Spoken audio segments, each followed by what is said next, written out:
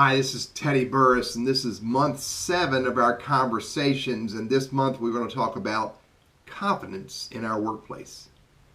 And I want to share with you some ideas of how you can look at your confidence, some ideas of how you can manage your confidence, and some ideas of how having confidence can help you to be more successful in your workplace.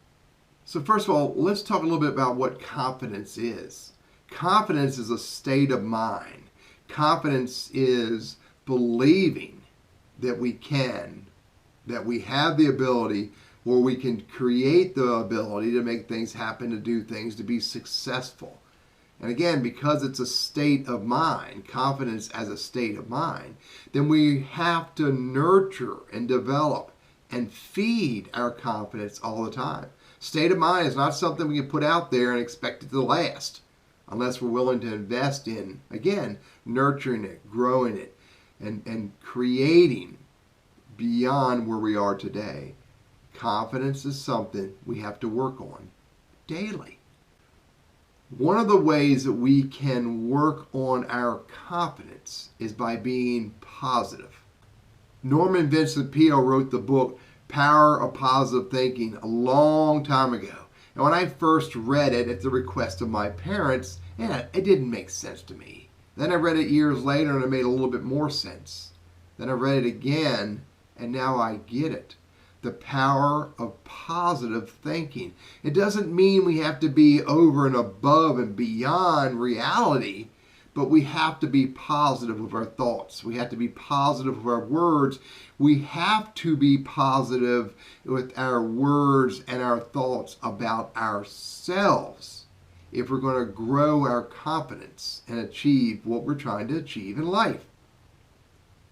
Be positive. No matter what's going on, look at it in a positive way as best you can, and that will help you become more confident.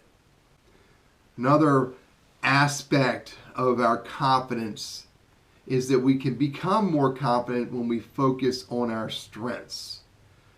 Ask any athlete. They don't practice what they're not good at. They practice where they have strengths, and then they grow those strengths. A pitcher doesn't practice being a catcher. A running back doesn't practice being a center on a football team. Practice and focus on our strengths and grow them. And often, as we're growing those strengths, we're developing other strengths that we can also grow. We will become more confident in ourselves if we focus on our strengths and grow them to be even stronger strengths, even more useful strengths. Another way to be confident is to be willing to communicate more. Now, I'm not saying you have to be an extrovert. I'm not saying you have to walk up to complete strangers and strike up a conversation. But I am suggesting that one way to be more confident is to be willing to communicate more. Just be willing to get into simple conversations, basic conversations, friendly conversations. Be willing to get into a conversation with your peers, your business partner, your clients, and your patients. If you're willing to go and get into a conversation, especially when you make it a conversation about the other person, you may be able to discover that you have the confidence to do that. And that can fuel and grow your confidence even in other areas.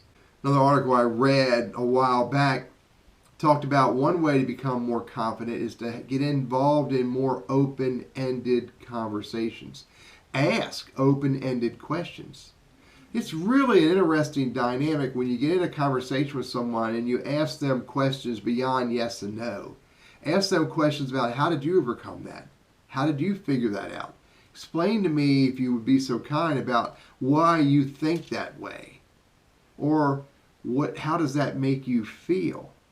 When you get into open-ended conversations with other people, they see that you care enough to ask real, meaningful questions, and then their trust and respect of you rises.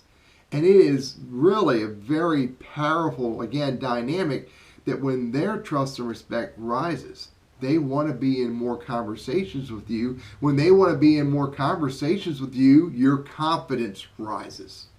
So learn to ask open-ended questions and watch what happens. It's very powerful. Another way to become more confident is to act more confident. Now, I'll make sure you're clear about something. I don't want you to act pompous. I don't want you to act arrogant. I don't want you to act cocky. What I want to encourage you to do is to act confident. Show that you can do the things that you do.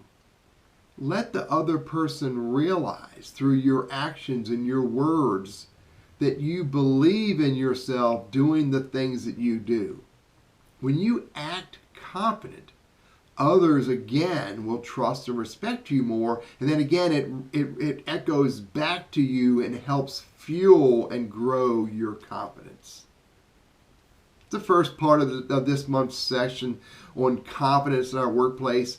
Be right back next week, and we're going to talk about a few other things that you can do to be more confident.